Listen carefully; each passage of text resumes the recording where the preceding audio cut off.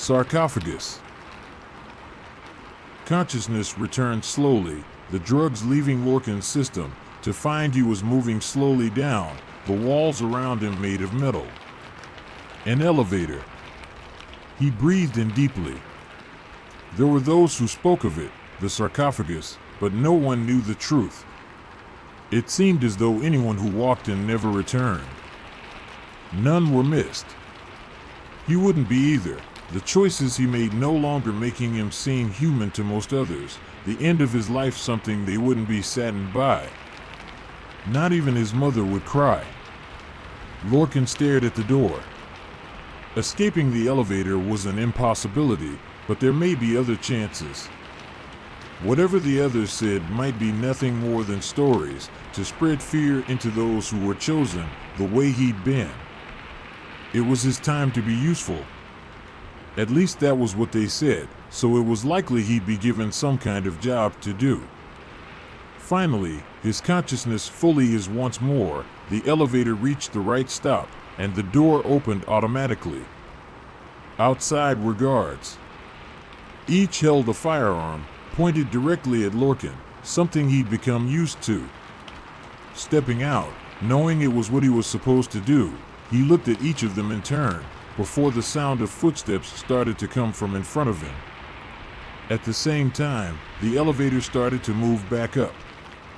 Glancing back, no sign of an easy route to follow the elevator, Lorcan waited, the footsteps likely belonging to the person who'd explain it all to him. When they stepped into the light, a young woman who looked as though she was barely out of college raised an eyebrow. She didn't seem to pay any attention to his reaction. Lorcan O'Connell? Who else was it going to be? Nodding, not wanting to anger her on the first day, he steadied her. You have been brought to the sarcophagus to assist us in our research. She gestured for him to follow her, as though he had any other choice, the guards gently urging him in that direction. This facility is somewhere you will not be able to escape. Your escapades are well known to us, Mr. O'Connell. Saying nothing, certain he wasn't meant to, Lorcan kept his eyes on where they were going. The guards were watching him closely, but if he was there to assist with some kind of research, it was likely he'd be dealing with scientists. All it took was for one of them to make a mistake. You, of course, don't believe me, but you may want to explain more about the work you are to be doing. She glanced back. There have been those who thought they may be able to use me as their route out. It didn't work out for them, and it won't work out for you. There was a certainty in her voice Lorcan had never heard before. Whatever you may imagine, I was chosen for a reason. Yes, I am young. However, my father has been working on learning more for many years now, and he is no longer able to deal with the depth. We are deep under the sea. He stared at her back. This is the deepest I believe any humans have ever been. During one of my father's journeys down here, he found something.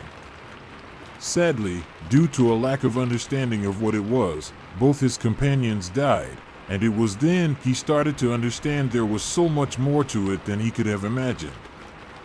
Now, after many years of studying, we understand better. At some point in our distant past, someone, or something, built something down here. Father believes it may be some kind of temple, connected to an old god, but, so far, the only thing we are certain of is that we haven't yet explored everything. It's below us, deeper than we are, and you're our next explorer. You'll be going into the ruins. There will be no lights. One of the strangest things about the ruins is light sources of all kinds are useless. In the early days, we tried them all, attempting to find a solution to the problem. Back when Father first found it, they used ropes, believing it would be enough, and finding it wasn't the case. Before you're sent in, you'll be given a suit, which uses sound waves in order for you to navigate, similar to a bat. We know these work, although, so far, we haven't had anyone return to us. We simply have an expanded map, with another disappearance to add to the list. You may be an exception to the rule, Mr. O'Connell. That seemed unlikely. Was he permitted to ask questions?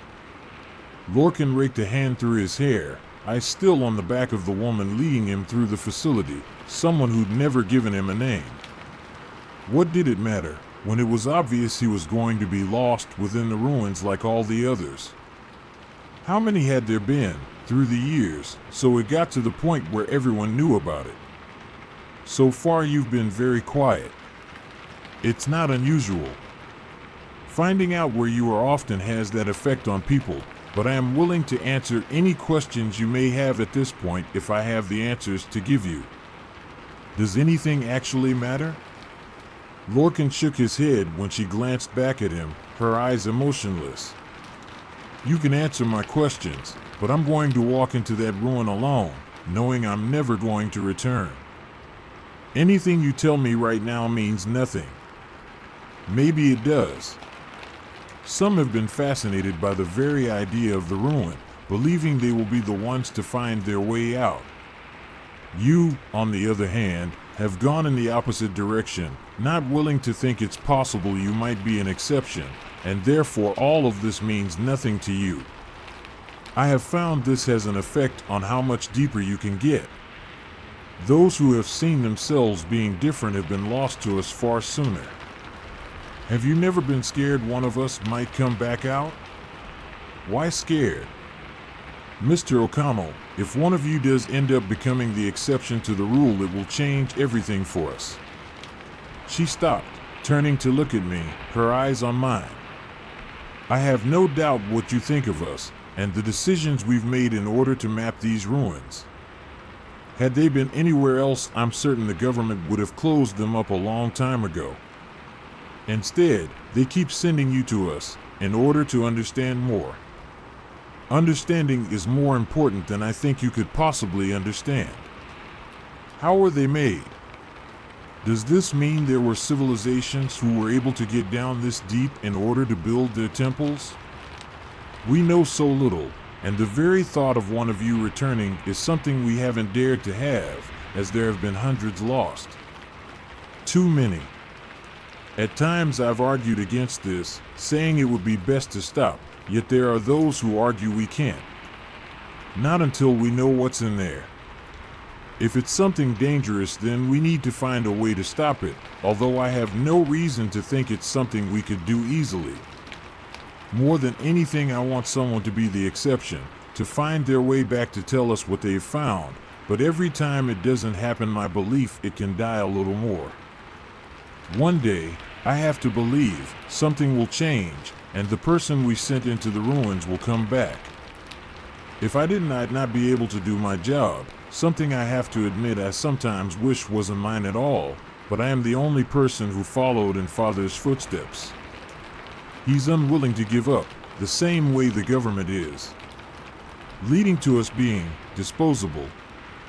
We made bad choices in our lives, so it doesn't matter if we don't return. If it was someone else, everything would be different. Yes, it would, and I don't see you as disposable, Mr. O'Connell. I want you to return. She stepped over to a locker, taking out a suit that looked like it might have been based on what those divers wore. Please remove your clothes and put on the suit, ready to make your journey into the ruin. Blinking, Lorcan took it. You want me to strip right here?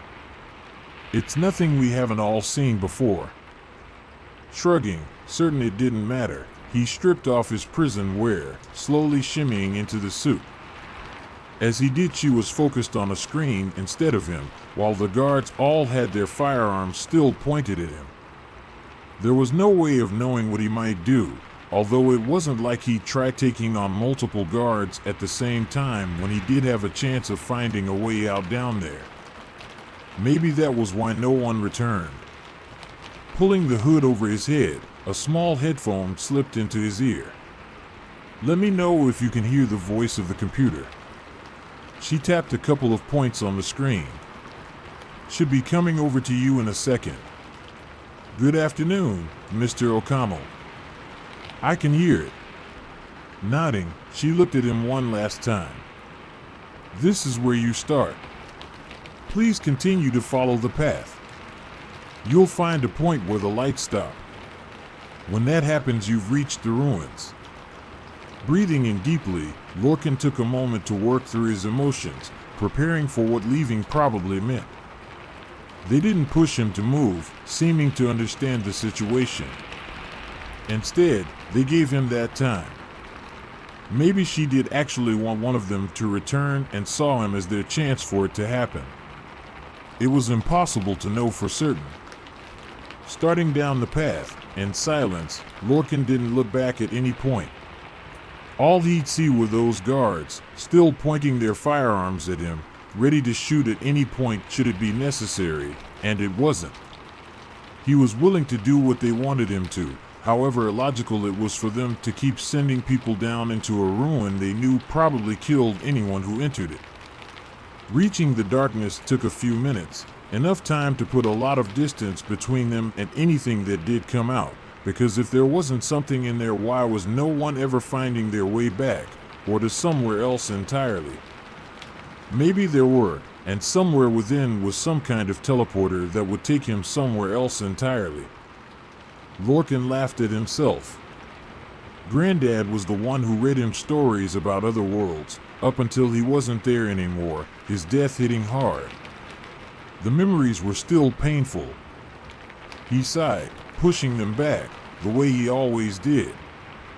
Mom was the one who tried to use that as the explanation for how he'd gotten himself into the position he was in, and maybe it did have something to do with it. If it hadn't been so sudden, one moment here and the next gone, it might have been easier. Only death was never easy. Understanding that pain should have been the reason, he never forced it onto someone else. Instead, Lorcan found himself in a dark place, wanting everyone to hurt the way he did. Some said everything would have been different had he been in therapy, able to actually talk to someone and work through those emotions. They were probably wrong. Even though it was rare, Lorcan thought it was much more likely there was something wrong inside him. If there wasn't, he might have cared when he killed those people. Granddad was the one person he truly cared about, and losing him, well, it was an inevitability. All mortals died. Even he would, potentially in the ruins he had almost reached. It was probably for the best he was there. At least his death would mean something to those who wanted to understand what was there. Reaching the point where all lights stopped, Lorcan gave himself another moment, knowing when he stepped into the darkness everything was going to be different. Finally, after longer than he should have waited, he stepped into the darkness, losing all sight in the second it took. Touching the wall with one hand, Lorcan at least knew he was somewhere. It wasn't all a hoax. He breathed in deeply, slowly, running his hand over the cold stone. Walk forward, Mr. O'Connell, until I tell you to turn. Doing as he was told, the easiest task, Lorcan thought of the woman who'd sent him down there. How similar her voice was to that of the computer. Maybe they'd used her to create it because she had made the decision to take over from her father, so those who started wandering the ruins would at least have some consistency. Left here. Knowing he should do what he was told straight away, Lorcan still reached out with one hand to see if there was a wall on the right. There was. Interesting. Going left, the silence lasting longer than it had before, he found himself wondering how large the ruin was. He didn't have any idea of what it looked like. Maybe he should have asked more questions. Ignoring the fact he was walking into something he knew nothing about was stupid. Right now. Once again, Lorcan reached out for the other wall, realizing there was nothing there. As he turned, his arm brushed against the wall in front of him, so he'd been moments away from walking directly into a wall, something he definitely would have done had he not reacted differently to the voice. You could give me a little more warning.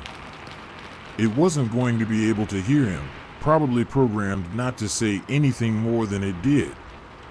Unless you want me to break my nose on a wall. There was no response. Exactly what he expected. Lorcan kept walking, not feeling anywhere near close to tired, which might have something to do with the suit. Hopefully, there was also something within it that would stop him from becoming hungry or thirsty, otherwise, there were going to be issues in the future. Sighing, Lorcan knew there was nothing else he could do, other than think and wait for the suit to tell him where to go again. Thinking meant going over everything he'd done before, a nightly ritual for him most of the time, as he tried to work out whether his life could have ended differently, or if he was always going to be the kind of person who ended up wandering in the darkness as a disposable explorer, chosen by the government to do something they wouldn't let anyone else do. Another rite. More prepared than before, Lorcan checked all the walls around him. They were all open, but he needed to go right, however tempting it was to go against the computer. It might be the way he was able to find a route out of the ruins, although, if he did, was he going to be able to find a way back to the surface? Being deeper than the sea made it that much more complicated, and was probably the main reason they weren't worried about someone being able to escape if there was a way out. Glancing left, even though he still couldn't see anything, he turned right. Had someone else gone the same way as him in the past, so he was simply following their route, and eventually the time would come when Lorcan would step down a path no one had ever been down before. Not that he would know when it was. The computer might have that knowledge, without being able to share it with him. Walking for what felt like longer than before, Lorcan closed his eyes. It wasn't as though it mattered whether they were open or closed. The darkness was unlike anything he'd seen before. In some ways, it was easier to be looking at the soft darkness of his own eyelids, rather than the hard darkness of the ruins around him. How was it even possible? There was no darkness quite as dark anywhere else, at least not that Lorcan knew of, and it was one of those things he'd learned about from Granddad. Was it simply his vision, at least when his eyes were open? Closed, they couldn't see anything at all. Granddad would have been fascinated by the ruins. He was the kind of person who would have thrown as many people as necessary at the problem in order to learn as much as possible. Now Lorcan was one of the people helping with that. Finding answers to a question that was beyond all human understanding, at least right then. Granddad would have wanted him to volunteer for it, and maybe he had, by following the path he'd found himself on, learning more about a different kind of darkness. The darkness someone could have within their soul. Raking a hand through his hair, Lorcan kept moving. Feeling his hair reminded him he did still exist. He was still a person, walking through a dark ruin, only able to know where he was going thanks to the computer within his suit. Someone might have been able to find their way through a certain distance without help, but why would they try? Obviously, someone had, the first people to find the ruins, walking into a darkness they definitely couldn't have understood, because they were explorers. It was what they did. No one sane would make the choice to delve deep into the depths the way they had. How was it even possible? Another of the questions he should have asked before. Left. Going left, not checking the other walls, Lorcan kept walking. What did it matter? He didn't need to know anything. Someone else was going to learn everything he'd found out because they'd chosen him as their next explorer. It wasn't something he'd have ever chosen for himself, but then his choices hadn't exactly been good ones. Do you remember killing him? The voice was still the same, but thoughtful. Killing who? Your list is long. Why did you do it? How long is a piece of string? Lorcan shrugged. Pain is sometimes stronger than we are. We are? Humans. Mortals. He breathed in deeply, half wishing there was someone to look at. Who are you? Now, that's an interesting question, but you already know the answer. All you need to do is look deep inside yourself. Who are you? Do you remember dying? Switching from female, the voice belonging to the woman upstairs, to male, it seemed as though Lorcan was talking to himself. Another of the many things he wasn't able to understand. How could the voice change if everything was programmed to work the way it did? Was it something they were doing to him? Attempting to turn, to go back, Lorcan found himself trapped in place. Closing his eyes once more, he thought of the questions the voice asked. He'd asked, who was he? Did he remember dying? How could he remember dying when he was alive? Deeper than before, memories swirling around him, Lorcan saw himself as he was, long before he found himself in prison. The man below him was one of the men he'd killed, becoming a serial killer, wanting to find a way to free himself. Only the man didn't look the way he had before. He looked like Lorcan. Lorcan killed Lorcan. It was the same for every memory. He saw things as they were, as they'd been, and how they were going to be. Within the prison, there were hundreds of Lorcans. Some were prisoners, all of them arrested for one crime or another, placed together to pay for their bad choices. Others were the guards, watching over the other Lorcans, as Lorcan, the true Lorcan, tried to understand what he was seeing. Was the voice being controlled by something, trying to make him lose his sanity, so he'd spend the rest of his life, however short it would end up being, running through the darkness, never to find his way out? Insanity is an interesting theory, but no, my task is not to break you in that way. You are to know the truth, the whole truth, and make a decision, as you are the next to walk these paths. The next to find their way into the abyss. Do you remember why you created it? Do you understand who you are? Lorcan shook his head. It was obvious he didn't understand who he was, but he knew where to find the answers if the voice was right, and maybe the voice was right. He breathed in deeply, trying to find his center, another of the things his grandfather taught him when he was younger. Controlling his more negative emotions was important. Only then did he lose his center with his grandfather. Finding it once more was the beginning. Going back to that lesson, Lorcan found himself looking at himself. His grandfather was him too, a hard thing to ignore, but he managed it, as he heard the right choice in his head, rather than his own. Although, if he was honest with himself, his grandfather almost sounded like he would if he was many years older. Connecting with the control he'd lost, Lorcan opened his eyes, and it was as though he was able to see the truth for the first time in his life. He was in the middle of what looked to be some kind of nebula, alone like he'd always been, something slowly becoming more painful as the years passed by. Years, decades, centuries, millennia. Everything was the same way it had always been. Earth almost called to him, looking as it always had. Beautiful. Lush. Home to animals, and nothing more. Going down to it, Lorcan walked through the trees, breathing in the air, and thought about what to do next. How was he going to change things for the better? Was it even possible? The animals didn't seem to fear him. One, a wolf, moved closer. It didn't have a name then, but Lorcan knew it as it had become a dog.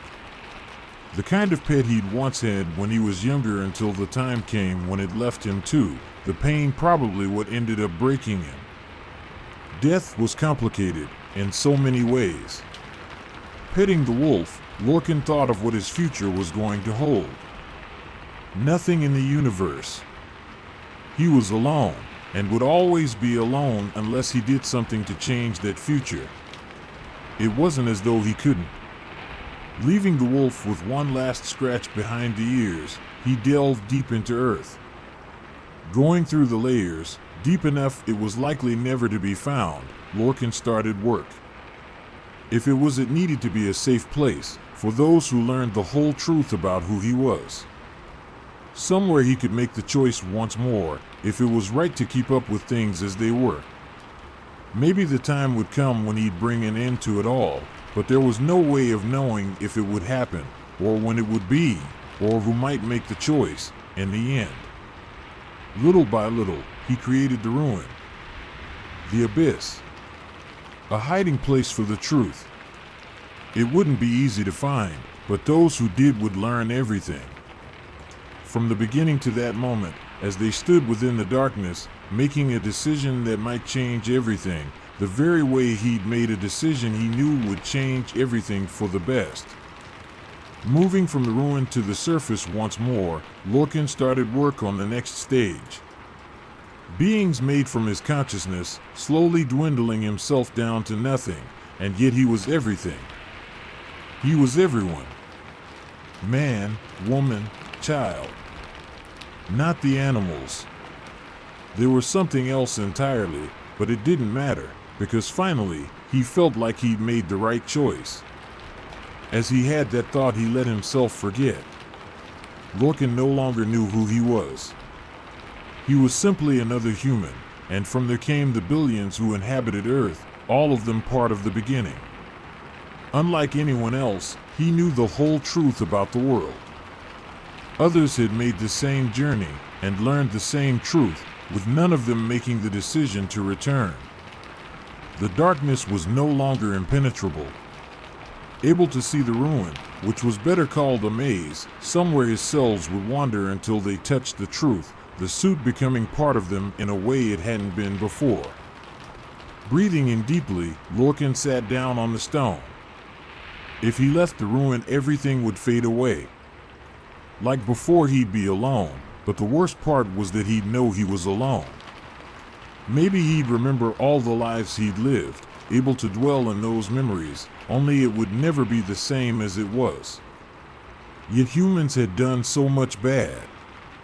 The choice he'd made changed Earth in multiple ways, most of them terrible, and Lorcan knew if he headed back through the maze, gaining all those people as a part of him once more, everything would be different. Earth would return to how it was before the paradise.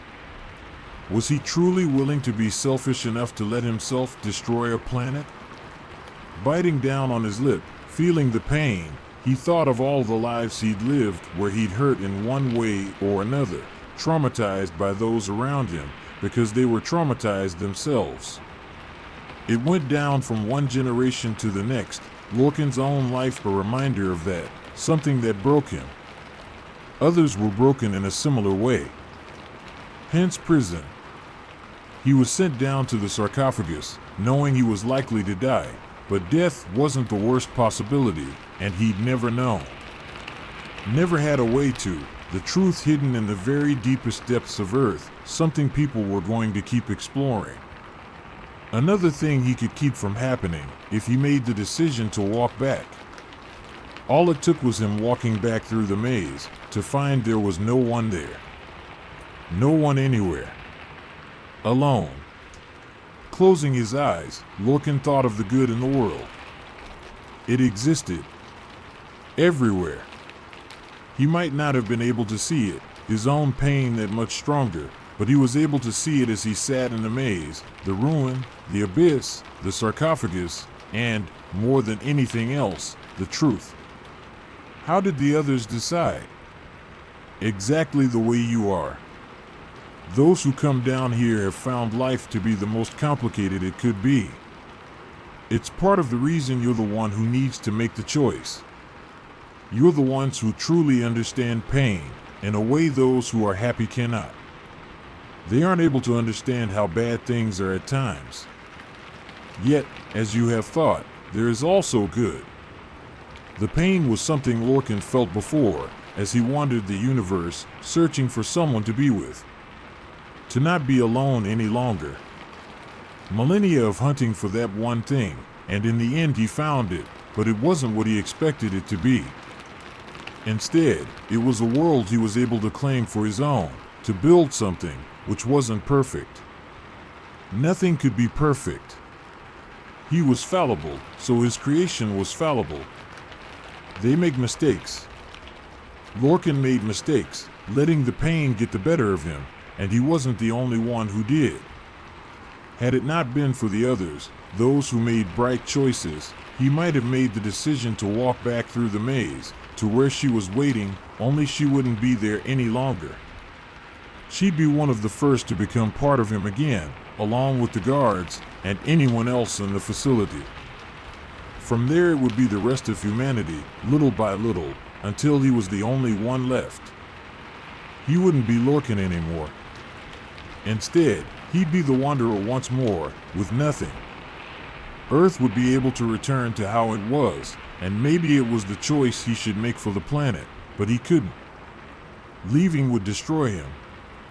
Able to see it, in a way he couldn't before, he saw how loneliness was slowly transforming him, and that was part of the reason there was both dark and light within the human race.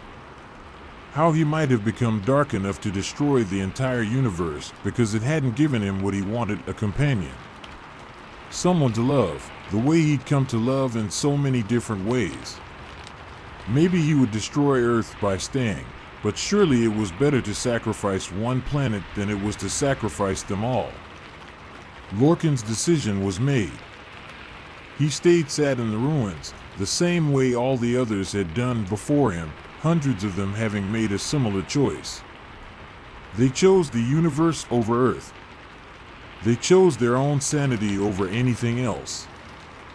Yes, a selfish choice, and yet it was the logical one. The most logical one for everything. He thought back to the wolf, scratching ears, one animal giving him a moment of something he could never have imagined before. It was then he knew what he needed, in a way he hadn't before, so he took it. One day he might not need it, but that day hadn't yet come.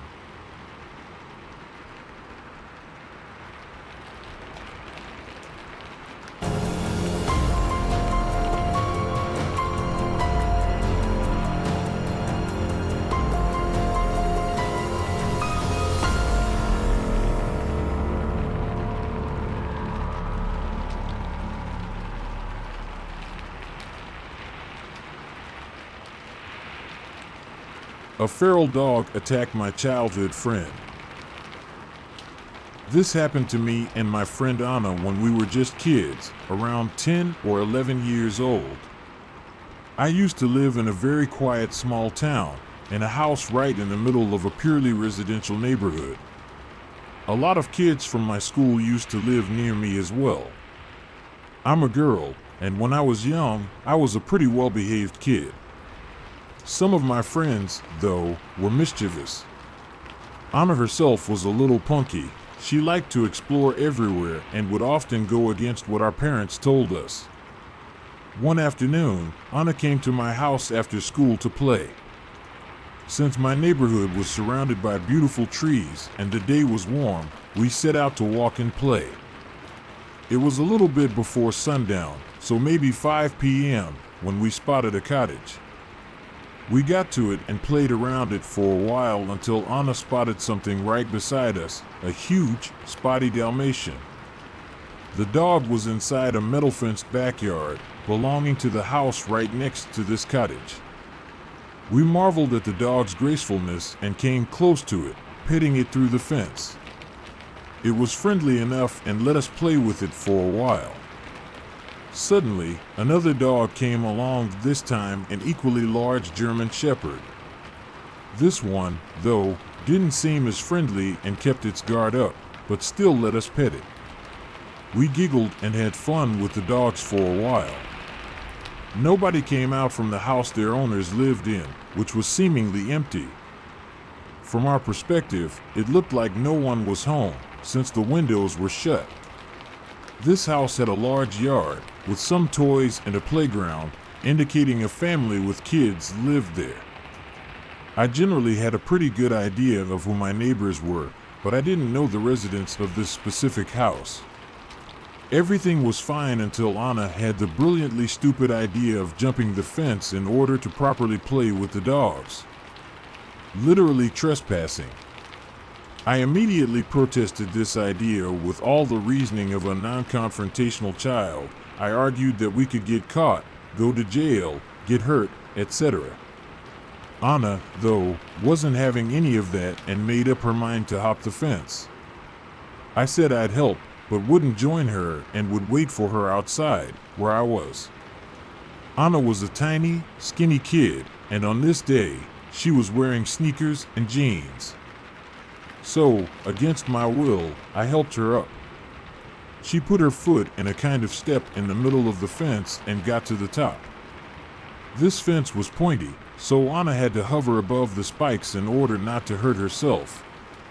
As soon as she got steady, the worst possible thing happened. The German Shepherd started barking viciously and bit her right foot, the one that was inside the fence. Anna started screaming in pain. I took a beat to understand what the hell was happening because we didn't anticipate that this could even happen. I remember vividly feeling horrified not only because of the sudden loud barking but because of the blood pouring down my friend's leg right in front of me. It took me only a couple of seconds to realize all of this, but then I immediately sprang into action trying to pull Anna back from the top of the fence. She was crying and screaming like never before. The sounds were bone-chilling and filled with pure panic. She kept howling and saying she couldn't move and would be stuck there forever. I was terrified myself, but I knew something even worse could happen if she stayed up there for a minute longer. I couldn't get too close to the fence because now both of the dogs turned feral, as they would. Both were clearly security dogs, but we obviously didn't realize it at the time. I was in so much panic that started crying really hard while thinking of what I could possibly do to help. I got a little bit to Anna's side and tried to pull her back. That was when she bumped into the spike and ripped the inside of her jeans by her upper thigh. Anna cried even louder. After minutes of me trying to pull her and the dogs trying to attack her, she managed to throw herself onto the sidewalk safely. We hugged each other, crying and trembling. That was when I realized her shoe had fallen inside the fence, right where the dogs were still barking and stamping on. Still really shaken up, we looked around to see if there was anyone who could help us, but we were completely alone. I'll never forget that dreadful, lonely feeling. Anna's foot was bleeding quite a lot, and she kept saying how much it hurt. I asked her if she was okay with me going back to my house to call my mom, but she didn't want to be alone nor to tell any adults what happened, in fear of a scolding. I was really frustrated and scared, but still tried to keep calm and resolve the situation. In my child's mind, we couldn't leave her shoe behind, since it could be found and maybe traced back to us, as if this was some kind of CSI situation. I then tried to get the shoe, but the dogs were still perceiving us as threats, even after getting off their fence. I tried throwing rocks at the back of the yard to attract their attention and make them retreat from the front gate. At first, this did nothing, but eventually, they backed off. I grabbed some twigs and fished out her bloody shoe from inside the gate. Hurt, crying, and shaking, we came back to my house. Luckily for Anna, my bedroom was on the ground floor and had a big window I used to climb through instead of using the back door. I smuggled her through the window and did my best to clean up the injury in secret. I don't recall exactly how bad it was, but I think the sudden anger of the attack and the sight of blood scared us more than anything. I still made her promise she would tell her parents and take a rabies shot since it was something I'd already gone through a few years before and knew to be important. After she left, I felt so bad that I had to tell my mom. She was really worried and upset, revealing that what we did put our lives in danger and that the house actually belonged to another kid that went to my school. That made me feel even worse. What if the kid somehow found out and told everyone? It didn't make sense, of course, but I was very shaken up. Thankfully, I was physically unharmed, and Anna recovered.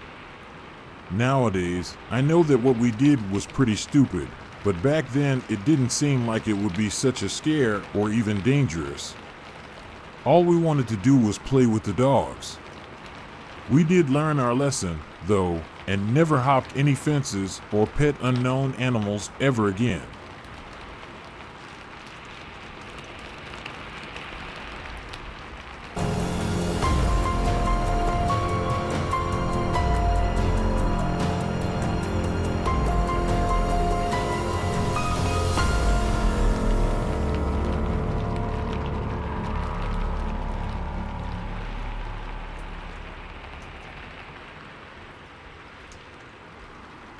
A door-to-door shampoo seller knocked on my door. Some things I never expected to see. There she was, a bald woman with a small suitcase, offering me a glass bottle of shampoo.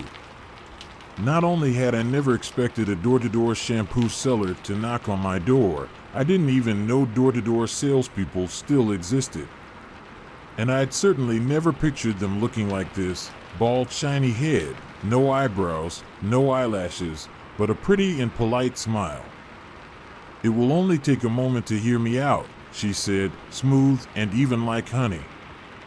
"You won't regret it." I was hesitant. Why would I buy shampoo from a stranger who showed up unannounced at my doorstep? And from someone without any hair, it wasn't like she could be an advocate for the product. But the woman seemed nice and non-threatening, and I really had nothing better to do with my evening. Buying shampoo from a bald woman would certainly be a novelty. So, I let her in. She told me that her shampoo was a unique formula that would leave my hair feeling silky and smooth. I decided to take a chance and bought a flask of her shampoo. Door-to-door sales can't be easy, and one bottle wouldn't break the bank. I figured it would be worth it if only for the story I'd tell after the fact. As soon as she left, I headed straight to the shower to try it out. I looked over the bottle. Nothing special about it, just a glass bottle with an unremarkable papered label stuck to it. However, I had my doubts about keeping glass in the shower. Still, I ran the water, and when it heated, I hopped in. The shampoo lathered easily in my palms, and I spread it through my hair, thinning now that I was in my 30s. As I applied the shampoo to my hair, my scalp started to feel tingly, almost electric. Were I to be negative, I'd say it burned. Sometimes such sensations mean a product is working, but it wasn't a feeling I liked in a shampoo. I decided to wash it out quickly when my hair detached from my head, falling in clumps to the shower floor. It flowed into worm-like hunks and started thrashing around on the floor like a living creature. I was horrified. My back hit the shower wall as I attempted to escape the little hair creatures, but there was really no escaping in the enclosed space. What was happening? Was this some kind of bizarre reaction to the shampoo? The saleswoman had been bald, I reminded myself. The hair writhed, moving toward my feet. I started stomping on my hair, trying to make it stop moving. Water splashed up and the hair continued to writhe, movements more erratic now. I stomped harder, eyes wide with terror. What if those hairworms crawled up my leg or under my toenails? I had the most horrible pictures playing through my mind. Eventually, the hair stilled, and I was left standing there in shock, staring at the mess on the shower floor. The water rinsed it slowly down the drain, leaving clumps of hair to block the water. I jabbed at it with my toe, trying to encourage the hair to disappear. But I didn't wait for it all to go. I leaped out of the shower and stared at my newly bald head.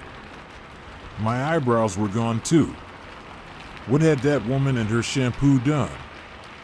That's when I noticed a message on my mobile. I opened the text with shaking fingers. It was from the woman who had sold me the shampoo, and it explained everything. According to the message, human beings do not naturally have hair. Bald and beautiful is the natural state of humanity. Hair, all human hair, is an alien species that has been mentally controlling us since the cavemen first hunted, since before Homo sapiens existed at all. The organization that the woman works for developed a special shampoo formulation that kills these alien creatures, freeing humans from their control. The message went on to explain that I was now one of these warriors of freedom, a shampoo seller tasked with spreading the word and freeing humanity, one bottle of shampoo at a time. I was shocked and confused. This all sounded crazy, but my experience in the shower had been all too real. I stared at my bald reflection for what felt like hours before the sound of my doorbell shook me from my stupor. I dressed and walked out to the door. On my doorstep were boxes and boxes of shampoo. I reopened the text. Warrior of Freedom didn't sound bad. I'd certainly been called worse things in my life. And I'd always kind of known hair was part of some tyranny. I mean, really, when has hair ever done any good? Everything made perfect sense. I knew that I had to do something. I pulled the boxes inside my house and then sat to plan out my next moves. First, friends and family, I decided. I'd start to spread the word, telling the people who mattered most, and who would most easily buy shampoo from me, about the alien species that had been controlling us all along. At first, they would think I was crazy, but then when they tried the shampoo for themselves, they'd see the truth. After all, I had. Soon, I would have a network of warriors of freedom working with me, freeing humanity from the aliens' control. We would sell shampoo door to door, at local markets, and through online platforms. I wouldn't tell everyone beforehand what it did, of course. No, I'd make some lie that the hair overlords listening in would like. Looking back, I never could have imagined that a door-to-door shampoo seller would change my life forever. But she did, and now I can be part of something bigger than myself. Who knows what other unexpected things might happen in the future? All I know is that I'm ready for whatever comes my way. It's time to free humanity from the tyranny of receding hairlines, one bottle of shampoo at a time.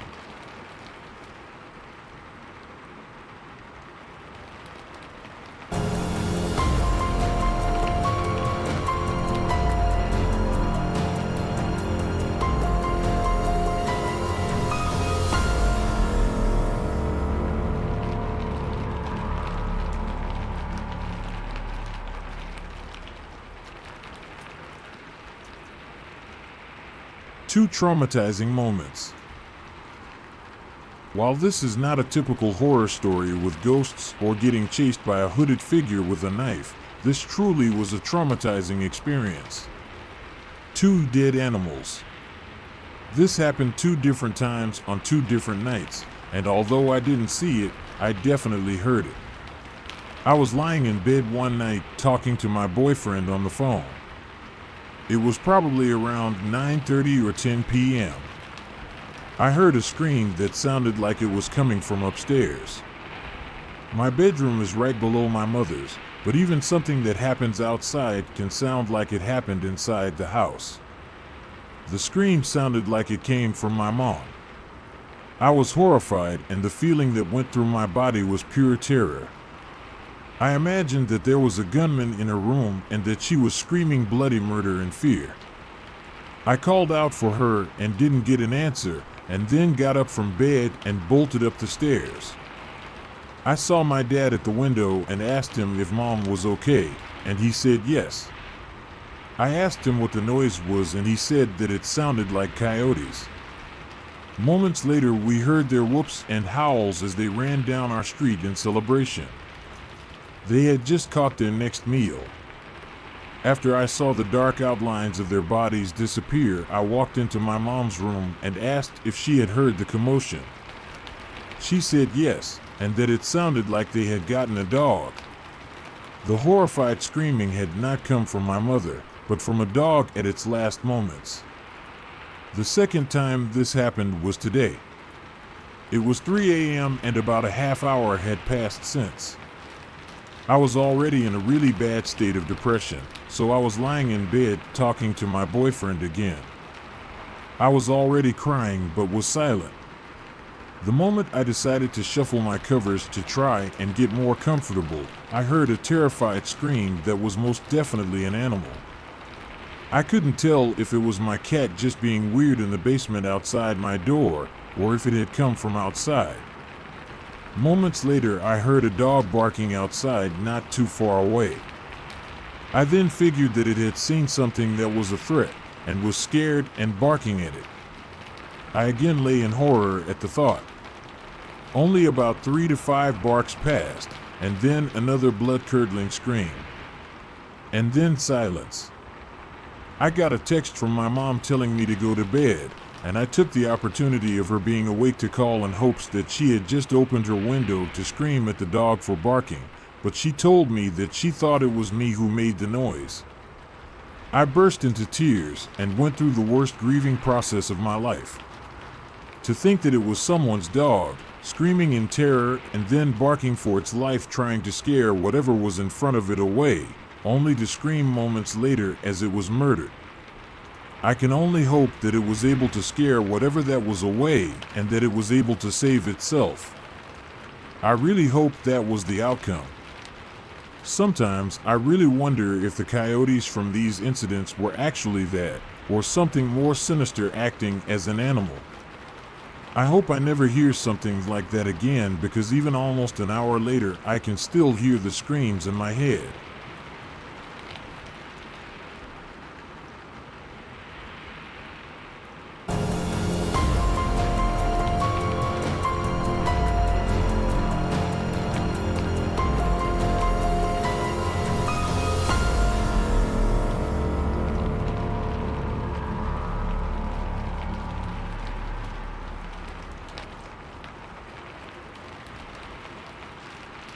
Out-of-body experience or something else.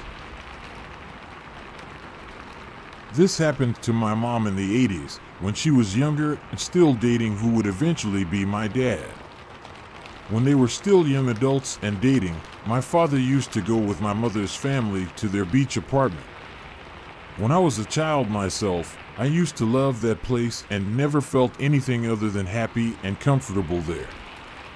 My mom, however, had 2 very weird and uneasy experiences that she gave me permission to share. The first one happened when she and her sister, my aunt, were asleep in one of the bedrooms. They were in their 20s. One thing to mention is that the door to that bedroom didn't open in a conventional way. It was a heavy-wood sliding door, which also had to be opened with some force because it was very old. It made a loud noise whenever someone opened or closed it, so it was basically impossible not to notice movement in it. This one night, it was around 2 a.m. and my mom was sleeping in her bedroom. My dad was asleep in the guest room close to my mother's. He always snored very loudly, so that was usually the way to confirm he was fast asleep. My mom says that she was suddenly awoken by a weird sensation of being watched. She opened her eyes and couldn't see anything at first. Then, she focused on someone else's eyes, staring right at her from the opposite side of the room. Not my aunt's, but her then boyfriend's eyes of my father. He was standing in front of the sliding door, in his pajamas, just glaring at her. She said she felt suddenly very cold, like a jolt of adrenaline released by a bizarre or dangerous situation. She had never seen or experienced something like this from him. Her first instinct was to ask my aunt, who was technically asleep next to her, if she was seeing what she was seeing this, without specifying what. My aunt was awake then, and answered, "Yes, I see him." "Your boyfriend." My mom, sensing something odd, called out to my dad, and asked him what he was doing there. My father didn't answer, he just kept glaring. My mom recalls feeling very weird since the bedroom was pitch black and she could still see him perfectly. That was when she felt silent, and heard my father snoring loudly in the other room. My father figure then turned away, as if to open the door, and disappeared into the absolute dark. My mom and aunt were paralyzed for a few moments, then quickly got up and went into the other room to check if my dad was playing a weird, unprecedented prank on them. They saw that he had clearly been sleeping for hours, snoring away in his bed. My mom and aunt went back to back, but couldn't fall asleep. The next day, my dad swore up and down that he hadn't woken up, played a prank on them, or anything of the sort. My mom brushed it off and decided to let it go. A few months went by. The next summer, they both went back to that beach apartment, and something very similar happened again. This time, though, it was mid-afternoon, and they were both in the living room area. My grandparents' apartment used to have an open living room with a low cabinet dividing it from the kitchen. You could essentially see into both rooms, as they were something like an open concept. The kitchen sink faced the opposite side of the apartment door, and it had a mirror right in front of it. One afternoon after lunch, my mom was doing the dishes and my grandparents were out. Through the mirror, she saw my dad lie down on the sofa behind her and announce he was going to take a nap. The door to the apartment was open, as usual. Back then, my grandparents used to leave it open for neighbors and the summer breeze, as it was a very safe coast town.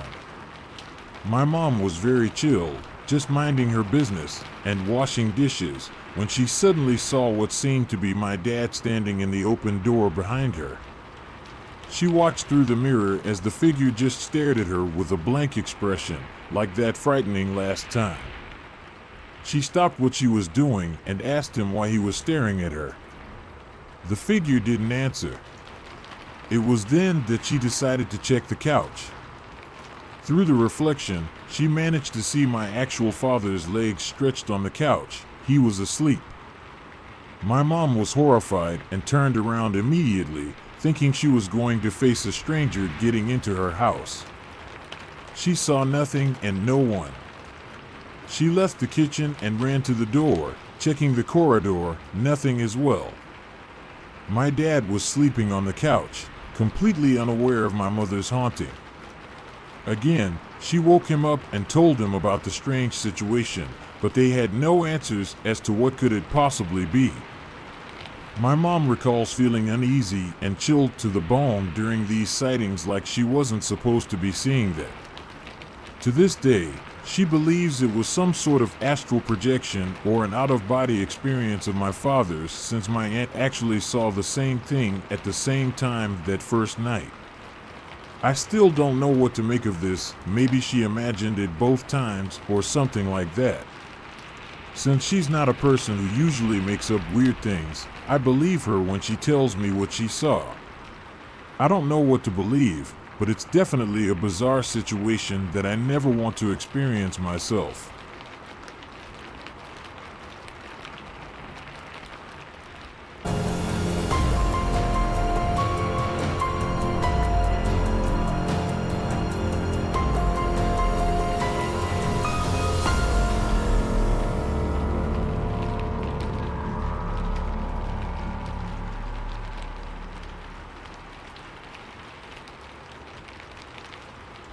Try to prove to me ghosts aren't real.